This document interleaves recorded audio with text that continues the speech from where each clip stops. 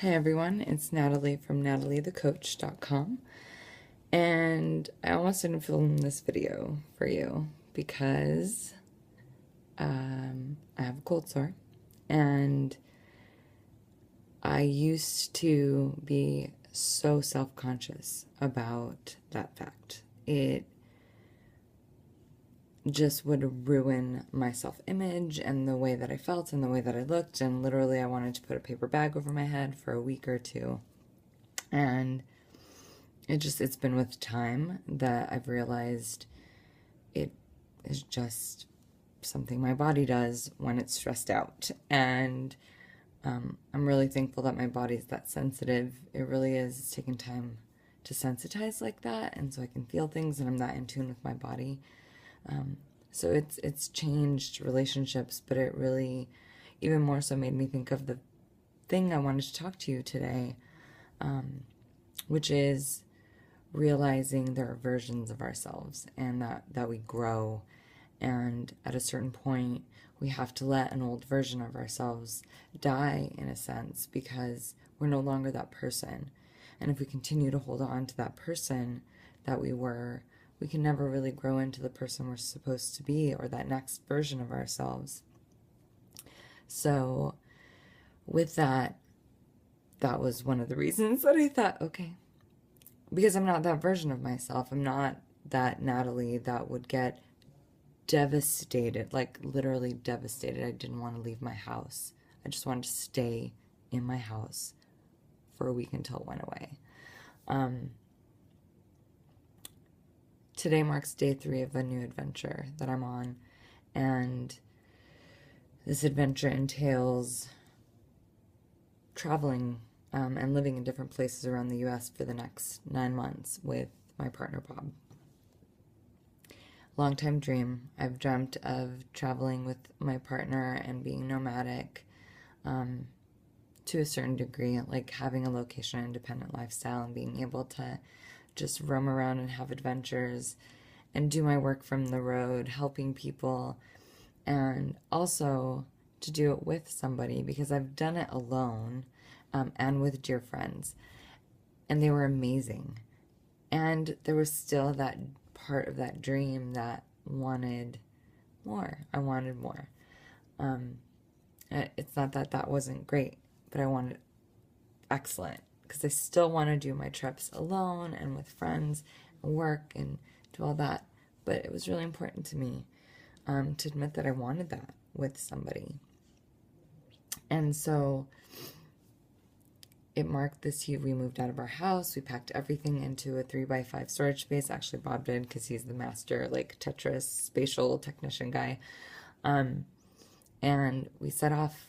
We're in Boise, Idaho for 4 months to live here, have this be home base, and then we'll travel around the U.S., go to Bermuda, maybe live in Portland for a while. Who knows? I mean, the next 9 months is really up in the air, and that's just how I like it.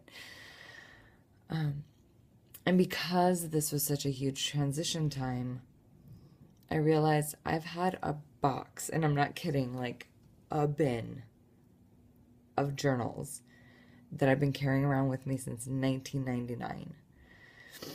And there's some dark stuff in there. Like, I was reading through some of them, and literally from day to day, it would go between everything's awesome, I love my friends, I love my family, to I don't know what the point of this all is. I feel depressed. I feel anxious about what I'm doing with my life, and why do things never work out in a relationship? And it was constant for years. I was realizing this theme, and just for years, I used my journals as venting places, but it just was so indicative of where I was at, headspace, heart space, and the reason I was reading them was because I realized I don't want to hold on to that anymore. Like, I don't want to hold on to that energy I've been carrying around literally for 15 plus years. I'm 36 now. And I started journaling when I was 20, regularly, 19 or 20. And it was a lot of really heavy, dark energy. Of course, like I said, it was interspersed with light and fun and amazement, but damn, it was dark and it was sad. It was sad to read about this version of myself who just had like no compassion for herself. And it brings us up because I'm like, wow, she was so hard on herself. She didn't feel loved at all. And she didn't think she deserved it. She was confused. She was scared a lot of the times. And my heart went out to her. And I realized even more that I'm not that version of myself anymore. I've really, really been intentional to do the work, to heal, to surround myself with people that love me, to really be intentional about the person that I call into my life. Because I would rather be alone than with somebody I'm miserable with, or that wasn't a good fit. I've done that before. It just didn't work. I felt like I was eating scraps when I deserved a buffet, or I thought I deserved a buffet. Obviously, some of my beliefs did not think that I deserved a buffet. That's why I was eating scraps. But that was all of that was what was happening, and that was my reality. And that was because I was this version of myself, and I'm here and I'm different now. And so I fucking burned those puppies like 10 years, 11 years, all the way until 2000, which was the year that I felt like something changed. I decided to go to coaching school. I really meditated that whole year on like, what is my purpose? Use me, God. Literally, like I was in the ocean writing, use me. And just really wanting to use my gifts. And then I found coaching, and I really learned about the tools that I needed. And I started working with single ladies, and it was just, that was the year. So I fucking burned everything up until that year. Because it's not that the memories are going to go away, obviously, it's just a journal. But that energy that I was carrying had to go. And because that version of myself isn't the version of myself that attracted Bob, and the version of myself that's going to maintain the most amazing relationship in the world, because I'm creating it.